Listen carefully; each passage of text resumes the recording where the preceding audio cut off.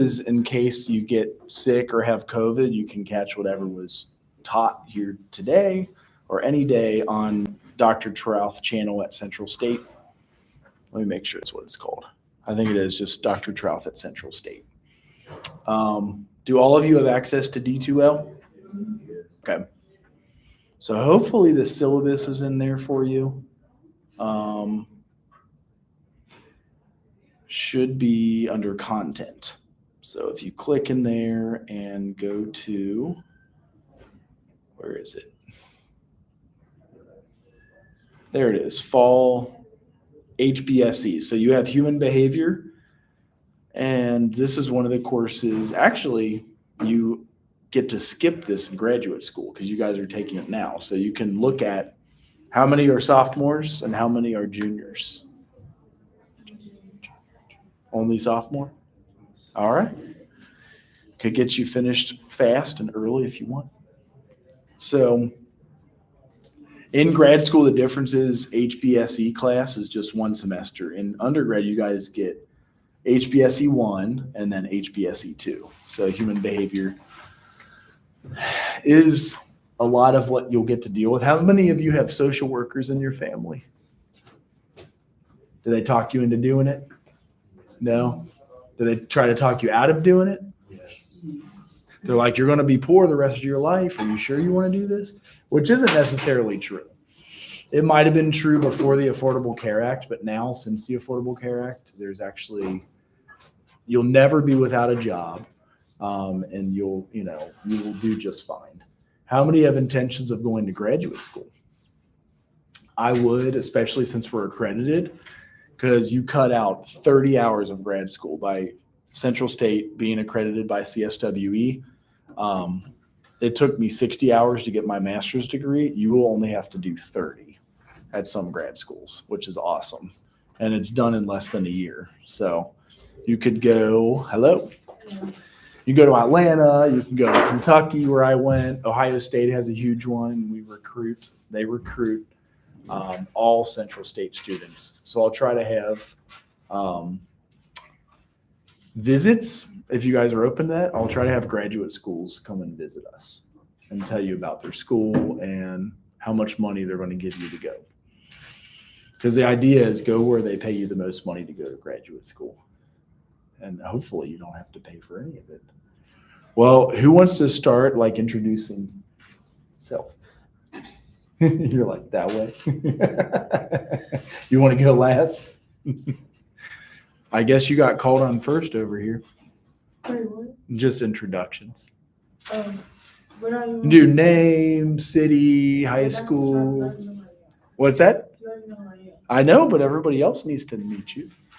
Hi, I'm Deja. I'm from Cincinnati, Ohio, and I am a sophomore. Welcome. Go ahead. My name is Amaya. I'm from Cleveland, Ohio. I came in as a freshman, but I'm a sophomore, so yeah.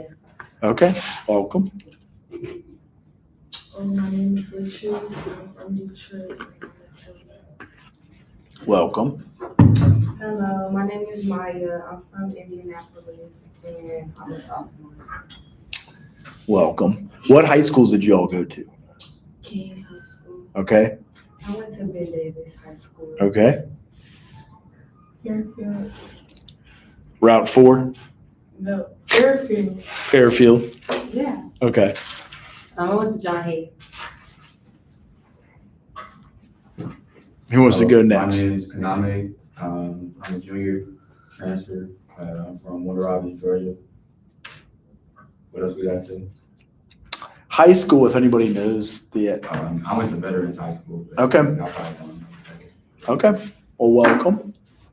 Hi, my name is Nia. I'm from Pittsburgh, Pennsylvania. I'm a junior, and I went to Creative and Performing Arts High School. Oh, they have one there too? Yeah. We have one in Cincinnati. It's SCPA. I always call it SPCA, but that actually stands for the Society for the Protection of Children and Animals. So it's SCPA, right? Creative and Performing Arts. Yes. It's a good school, right? Yes. Because like the one we have is like hard to get into. They make you audition like 8th grade. Really? Like you For got to middle act in. school- Middle school and high school. Really? Okay. Well, welcome. Go ahead. My name is Otis. I'm a sophomore and I went to Carroll. That is Cleveland. Is that a Jesuit school? Carroll's a Catholic school in Riverside. Yeah, that's what I thought. Because do they play like St. X in football and all that? Yeah. That's what I remember. We played LaSalle, all that. But what about the big one in Cleveland, Ignatius? Yeah, I think I know what you're talking about. We played them before we switched. We were in D1 before COVID, Okay. and then we switched down to D3. Okay. That's what I went to Purcell Marion High School in Cincinnati. So we used to were play on basketball. small. Yeah, I think we were a little smaller. We were like 200 per graduating class, and it was both males and females. It used to be just Purcell was all males. Anybody go to an all girls or all boys high school? No. Do they do that anymore? Would that be weird or less distracting? Because I went to both. I liked having girls in the school, but I think it is less distracting if it's all boys, but that's probably why I left the all boys one. Go ahead. I'm Zeta. I'm a sophomore. I'm from Canton, Ohio, and I went to McKinley. Is that where the Hall of Fame and all that is? Right next to Hall of Fame. And they play like the state football championship there? Because that's where I went when St. X got beat by St. Ignatius in 1992. So now I'm aging myself.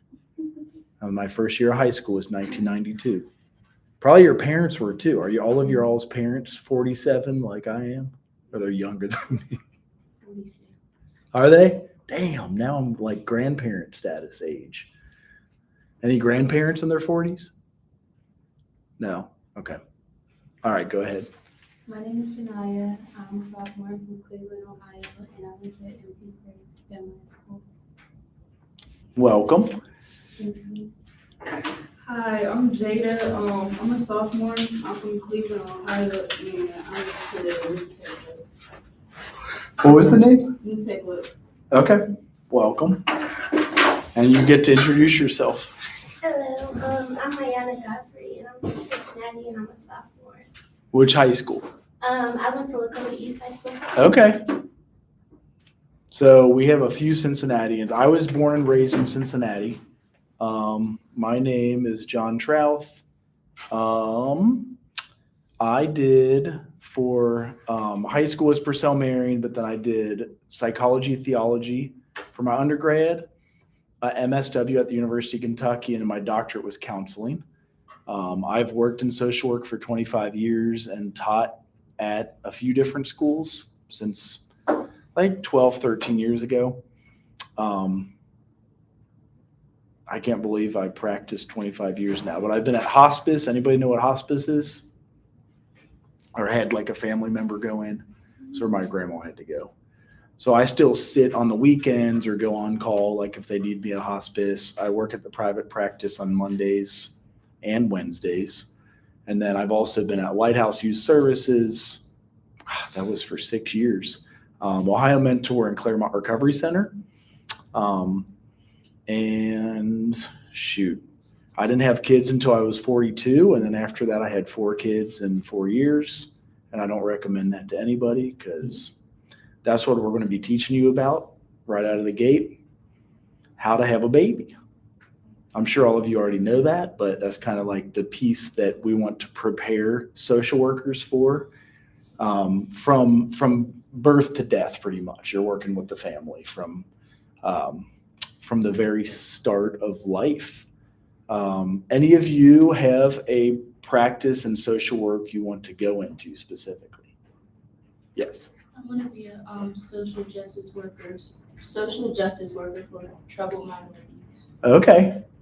Do you know of a location that's hiring for that? I don't yet. Okay.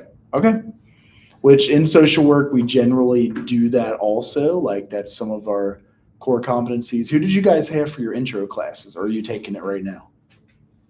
Intro to social work. Jackson? Mine is online. Maybe Karen, Johnson, Jordan? Yeah, I'm taking it now. Okay. Okay. So you'll learn a lot of our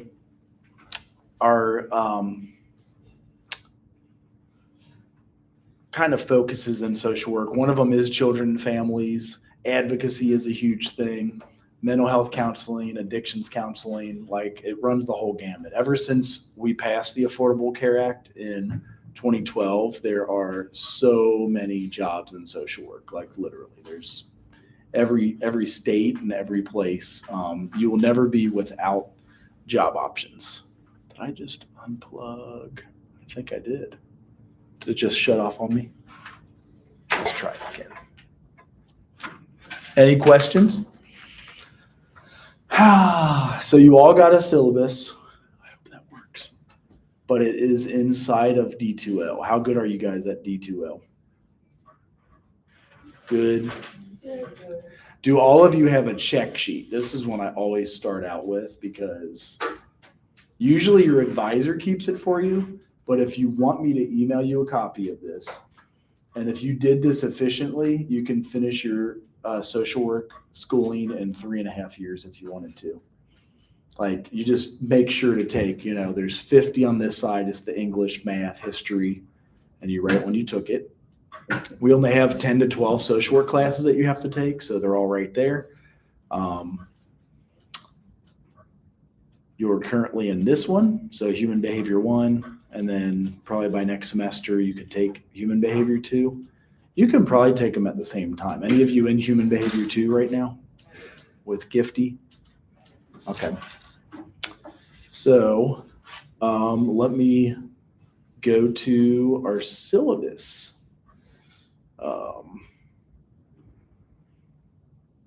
So this is what it would look like. Does it let you download it? Because that sucks if it doesn't.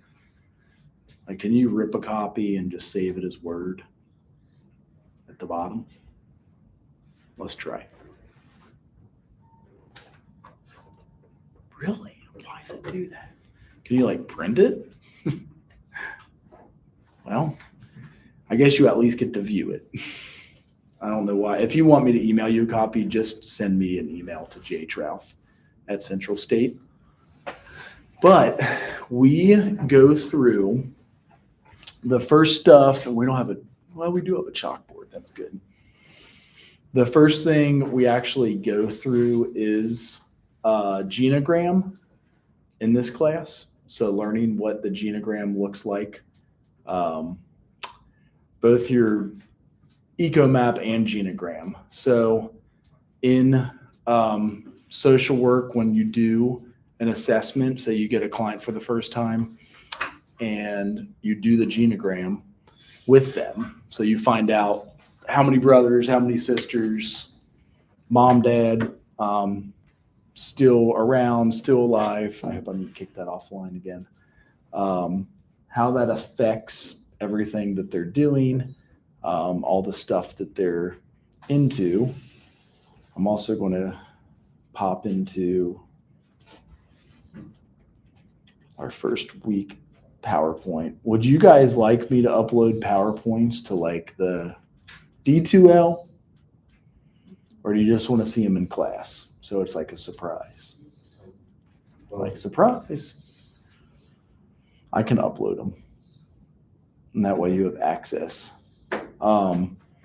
So a big first part of working with humans is creating humans in the first place. So that's, like knowing, not as detailed as a biology class would be, but like how everything works. I actually don't like this PowerPoint. The older one was way more fun.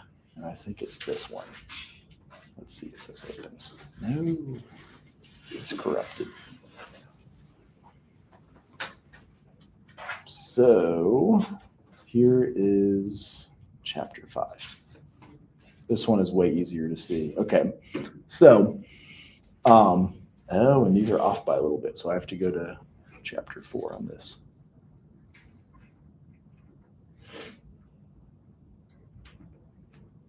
No, I'm wrong, chapter 3. So, assessing expectant parents. So this could be obviously nowadays as early as I think there's news of 10 or 12-year-olds having a baby. Have you guys heard any of that in the news? What's the earliest you've heard? 12. And a lot of it kind of is associated with bovine growth hormone, the BGT, and milk. And I think it's creating periods earlier, like I guess 5th grade. I don't know. What's the average age now that a period could occur? Like 5th or 6th grade. And they were kind of connecting it to the bovine growth hormone. So assessing expectant parents, obviously at 12, 14, even 16 is going to be a little bit harder. But we've seen it work. We've seen it do just fine. So assessing the expectant parents, like what are their attachments? What are their commitments? How are they mentally representing the fetal infant, the past history of social and professional support, history of loss, sense of security, work and parental leave policies, like if they have work, will they get time off? Will they get paid time off? There's also the stages of development. So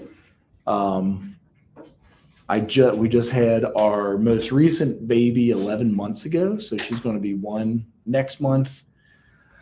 There may be, oh yeah, she was acting a fool today. So I got to watch her earlier and she thought it was funny that I threw the gate in front of her and, you don't want them to go up and down the steps. But when you got when you got all 4 of them together, they're a little bit much because that's like too much shit going on is what it is.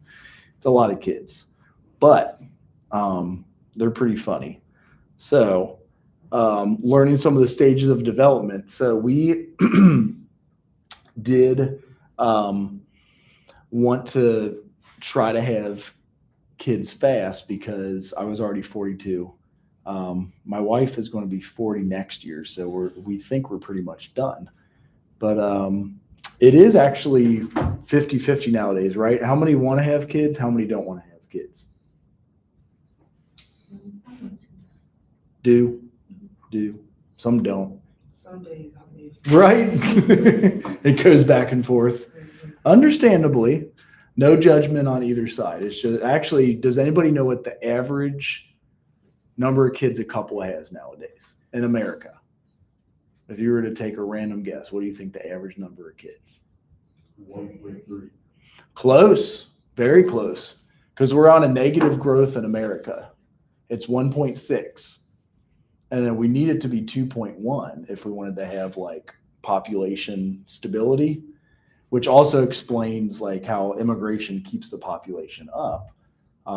But Europe and the United States are at 1.6 per couple, which is the new average.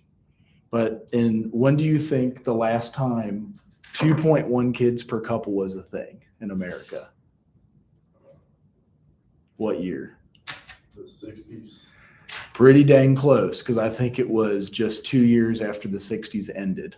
1971. And we had 2.1. You just kind of saw a drop off.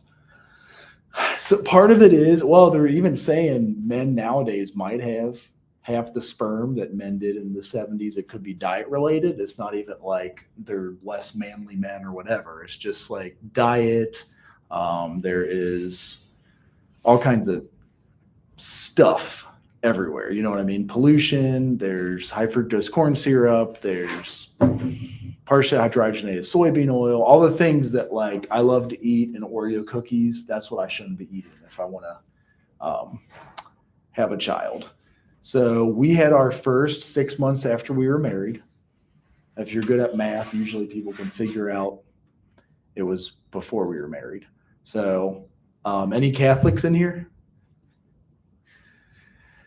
So we had to go to confession the night before we got married. Her brother was our priest marrying us because we were pregnant and you're not supposed to have them before, But he was cool. He was like, I'm excited. I want you guys to have an awesome family. And he was good about it. So obviously, we kind of, if you guys know anything of this if fertilization happens inside of the fallopian tube, anybody know what that's called? What's that? Ectopic pregnancy, and it can actually kill you. So that's why an ectopic pregnancy is, if it attaches inside of the fallopian tube, it actually could be fertilized there, and then it starts dividing to 2 cells in 36 hours, 4 cells in 48. You want it to attach to the uterine lining. Between our like second and third, as you get older, you make less of the hormone that tells your body that you're pregnant. So you can often have a period and the baby is lost, as it's the shedding of the uterine lining. So at 1 to 4 weeks, the zygote is the fertilized ovum. It implants in the uterine lining, ideal, and then continued cell division, embryo attaching. It's, it moves fast. Like, it grows huge. So the embryo is 2 to 7 weeks. Anybody have a experience with like siblings being pregnant, or nieces or nephews, or watch the whole process, like where you get to see the camera on the whatchamacallit? No? Yes? Are you able to share any of that? It was really just like, for me, it was more so, I was like, obviously I was like there in support of seeing the baby, but I was more so there for my sister and her emotional state, really. So for me, it was just like trying to help her balance her emotions, and like talking her down, like when she's overly emotional and stuff. Is it called an ultrasound? Mm-hmm. Because now I'm wondering how smart Google is. Can I search ultrasound? And it knows. You know how you like can search pictures nowadays? And AI, like, no, it's not that smart. Okay, good. But that would be crazy if it was, where you can just search the different things that come up. So anybody here, I'm going to show you all how to make the genogram and ecomap, because that was something that we did. So at 8 weeks, the baby is 90% formed. So the basic structures are in place. The critical period is those first 8 weeks. Most miscarriages happen in the first trimester of a pregnancy. So at week about 8, you can actually test its gender nowadays. If you take a blood test, you can see if it's a boy or a girl. You used to have to wait until week 20 and you'd see it on the ultrasound, what special part it had. And then 40-week pregnancy would be a long pregnancy. So your early term, if you have the baby at 37 to 38, full term is 39 weeks. 40, and the reason that is because the first 2 weeks, they start measuring after your last period before the baby, so that you actually are 2 weeks at conception, which is weird. They call the baby 2 weeks old when it's conceived, and that always confused me. So really, that's why you have 40-week pregnancies, which I always did the math on that. I'm like, why is it 40 weeks? That would be 10 months. Aren't you only supposed to be pregnant for 9 months? So you could go over and like have it be, they call it post-term. And at that point, they'll induce you, because the baby's starting to gain a pound a day or a pound a week at that time. So it gets heavy and it can be a lot. Prenatal life support system. So the placenta, anybody ever seen a placenta by chance when the baby's born? My buddy took pictures of his and put it on like Facebook. I'm like, what is wrong with you, dude? But it's a valuable, it has all your stem cells. It has all of your like iron. It has, I think the hospitals take them, value their worth at $30,000. So it's crazy that we usually, you can choose to save it. Some countries actually encapsulated, and you can use it. Some countries cook it with their eggs, which is kind of strange, but it's their culture. We don't do that here.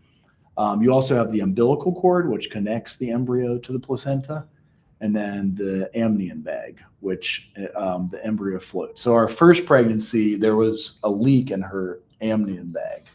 And when they noticed that, you have to have the baby right away. So we had to go in early at about 36 weeks. It wasn't that early. A baby can survive outside of the womb nowadays as early as 19 or 20 weeks. In social work, we also see abortions, the spontaneous induced ending of pregnancy, 75% occur in the first 12 weeks. Not all vaginally bleeding is a miscarriage, and the social worker plays a supportive role in this, separate personal from professional values. Women have less regret and emotional problems when the choice is not forced. And with that, there actually is a couple of, movies. I'm Jane Doe. Have you guys ever heard of I'm Jane? I think that one came out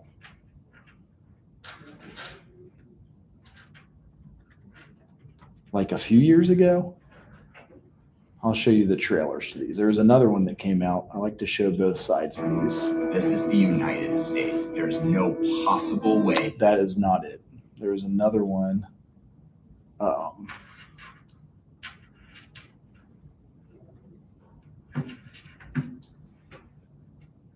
Movie trailer.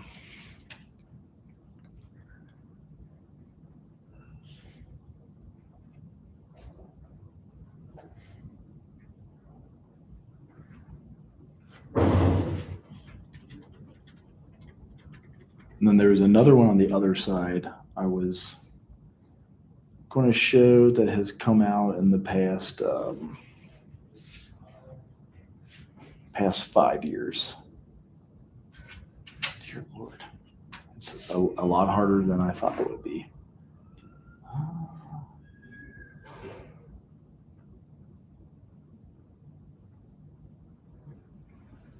It came out 3 years ago. There's also one that's called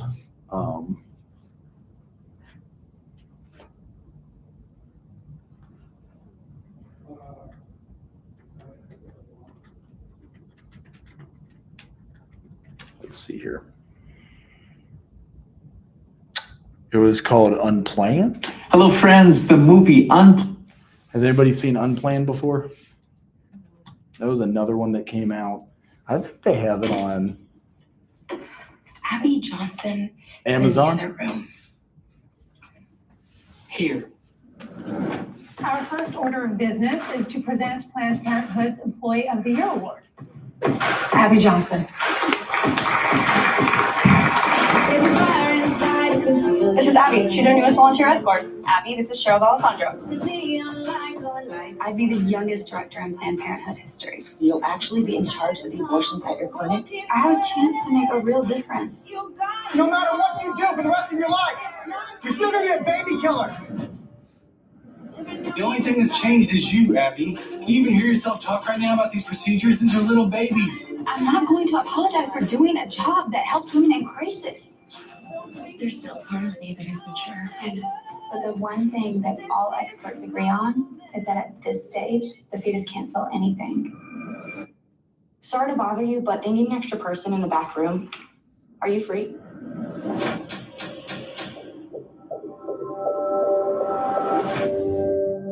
I saw it. It was like it was twisting and fighting for its life. We commend the souls of these hundreds of children. And Lord, we pray to end abortion. I really appreciate what you've done for us. I'll not forget it. 22,000 abortions. How do I even comprehend that? Rough day at the office? You say that. You're making a mess. To your dad and me, you are our baby from the moment of conception. We are paying you to be a perfect instrument of corporate policy. We are an abortion provider. I can't be part of this anymore. Everything that they've told us is a lie. Don't underestimate the repercussions of this. You gotta be careful. Rhonda, please don't do it! Rhonda! Let me tell you what's gonna happen if you walk through that door. Congratulations, you've made an enemy of one of the most powerful organizations on the planet. So that was a true documentary. She used to work at Planned Parenthood and had a change of mind halfway through. She was pretty high on the corporate ladder and then flipped sides. So that became a major movie. I don't remember which March 29th. It was probably 6 years ago, I guess. So that was one. And then I don't know why I can't find just Jane Doe. Has anybody seen that one? Maybe it was just called I'm Jane. That's why. I'm Jane movie. I'm remembering now.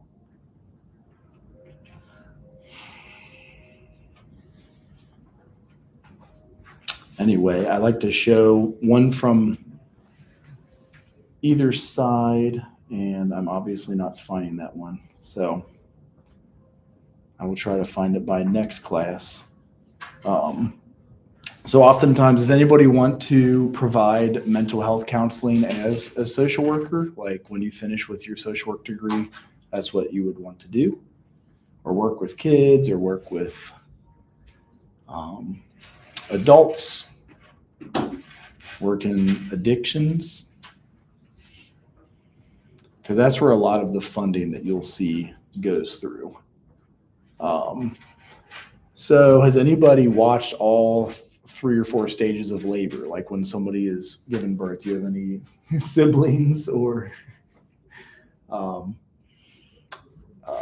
nieces or nephews? I think I wasn't probably able to say that I had seen it until my oldest sister had a baby probably would be 25 by now. So 25 years ago. But the first stage could take 12 hours. They won't let you in, say you have to be dilated 10 centimeters is the most when the baby first starts coming out, but you would be dilated to be entering the hospital. I think they have it at 4 centimeters. 10 centimeters is like that. And the baby's head kind of smashes and is able to, it's more flexible, is able to get out. The second trimester is either 10 minutes or 3 hours. It depends on how long it takes the baby to get out. The baby is delivered. Third stage, okay, I was saying the wrong thing. Stage of labor is 5 to 30 minutes. You deliver the placenta. So that's the thing that carries all the nutrients to the baby. Why some people do save it or encapsulate it or even freeze it, because it has stem cells. If you got like a disease later on in life, these are the stem cells that could actually cure that disease. And then the fourth trimester is the 1 to 3 hours, or fourth stage of labor is 1 to 3 hours after baby and placenta are delivered. The recovery is family time. They call it the golden hour. So you do skin to skin, critical for bonding and growth and development of the baby. So they've done research, and you actually want to keep all the good bacteria on the baby. They used to wipe it all off. It was like white mucousy substance. And they're finding that the longer that they kept that on and not washing the baby for 24 hours after it's born, the healthier it becomes, the more it has immunity to other things, the more it has, just better development into the future, and keeping this connected. So sometimes you can ask for the, what's the name of that? Umbilical cord. Anybody cut an umbilical cord before? They had me cut it and I hated it. I was like, I don't know why. It just feels weird. It's just, that's the big thing. But they say the longer you keep it connected, the more a lot of those things, the ability to build immunity and all that comes up. So most babies weigh 5.5 to 9.5 pounds. 9.5 would be big. I think our biggest was 8.5, and that's still heavy. They have the cone-shaped head. Anybody know why they have a cone-shaped head? Because the skull is able to collapse to be able to fit through the vaginal canal, and then like it eventually rounds itself out, like it becomes normal. They do measure your APGAR score, so like adaptation to life outside the womb, 1 to 5 minutes after birth. They'll test the heart rate, breathing, reflexes, muscle tone, and color. 7 to 10 is good, 5 to 7 is poor. 0 to 4 is like you might have challenges to work with. So some of the complications are when you get pregnant, your first trimester, there's frequent vomiting. If you did have vaginal bleeding, that can lead to a spontaneous abortion in early pregnancy. So they have you meet with your doctor often. Like you're going in every 3-4 weeks and they're checking everything. If any of those come up, they tell you to call them right away. We had what was called the placenta previa, and that freaked us out. It was when the placenta separates from the wall of the uterus. And we were like, for sure that we had lost the baby. Well, we went in, they said it was placenta previa, and it was able to reattach to the uterine wall, and the baby was fine later on. They could have also toxemia due to protein in the urine, or eclampsia, which is can lead to like high blood pressure. Sometimes gestational diabetes, so they give you a pretty nasty drink to test that. It's like the McDonald's orange drink, if they still serve the McDonald's orange drink. And then you got to test how much sugar is digested for 2 hours after that. So those are some of the things that come up. Maternal age is a big one. We had almost every baby after the age of 35. My wife had the first one, I think she turned 35 and a half a year. We had the second one when she was 35 and a half, the third one when she was about 37, and the last one when she was 38 last year. And so she'll be 40 in February. They recommend not having kids after that, but there are so many people that have kids at 42, 43, 44. I think the big like movie stars are having them late, right? Anybody know any movie stars having babies late? Like, I almost want to do a search. I feel like it was, what was the list to have a baby? Like, I think they even freeze their eggs. Oh, Al Pacino. I'm not talking about the dude. He was 83 years old. That doesn't count. That's a dude. Men can have children 70s, 80s, and 90s, but that's kind of not what I was asking for. Oldest female movie star. Al Pacino does not count. I'm sorry. Bridget Nielsen, who gave birth at 54. Sometimes, like I said, they were frozen eggs or, it was IVF. She used IVF treatments. In vitro fertilization was open, about the difficult, but untimely rewarding process of expanding her family later in life. There is also, the oldest woman to have a baby was 66 years old when she gave birth to twins. So there's also Janet Jackson. She had her first child at 50 in 2016. And so obviously it can occur. It just, there can be more challenges and things that happen with it. Any questions so far? Thoughts, observations? Oh yeah, this one always shocked me, is I thought you were able to just smash food all day when you were pregnant. And I guess it's only an extra 300 calories. And I thought that was bullshit. That's like a donut. All you get is an extra donut? That's bullshit. I would want to have like a whole extra pizza. But so extra 300 calories a day and you'll gain 25 to 30 pounds. The last 3 months, you want to have it high in protein, so like chicken, whatnot. And we'll get more into some of these later on. I wanted to make sure we kind of finished out the syllabus. So there are only like 5 major assignments, and we'll spread them out. Is 2 weeks for your genogram being due adequate time for you guys? You want to do in 2 weeks? I'll show you how to make one. I'll show you I can either show you next class or right now with my very own family, like how you make your genogram. And I also have like a 2-minute video that kind of briefs it too. So genogram, really we check in on the genetics of, let's do, how about 9th of September? That way it's 2 weeks out. And genogram.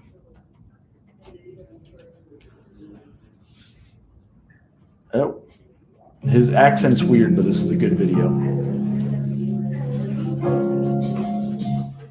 What is a genogram? A genogram is a special type of family tree. A family tree will simply display ancestry information. However, a genogram will display additional information about the relationships of the individuals. Genograms are drawn using standardized symbols that help the viewer understand the relationships. The basic family symbols include a square for a male and a circle for a female.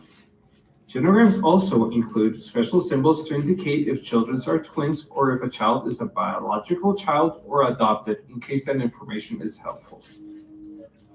Genograms also may include information about the actual emotional relationships.